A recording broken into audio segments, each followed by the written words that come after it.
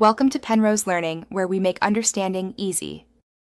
In this video, I will review adding money to Binance using a Visa card. First, log into your Binance account and navigate to the Buy Crypto section. Select the credit/debit card option. You'll then enter the amount you wish to deposit and your Visa card details. Confirm the transaction, and the funds should appear in your wallet shortly.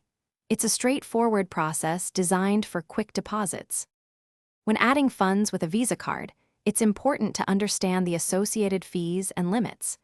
Binance typically charges a processing fee, which is often around 2% of the transaction amount.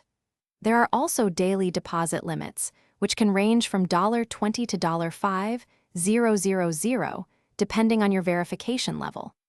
Always check for any additional fees your bank might impose for these transactions.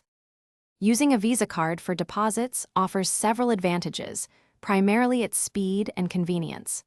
Funds are usually available almost instantly, making it great for quick trades. However, the main drawback is the higher transaction fees compared to other methods like bank transfers. While secure, it's crucial to weigh the cost against the benefit of immediate access to your funds. So, is adding money via Visa card worth it? For immediate, smaller deposits, absolutely. The convenience is unmatched.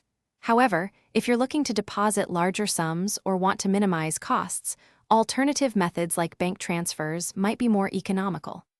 Ultimately, the best choice depends on your individual needs, urgency, and the amount you plan to deposit into your Binance account.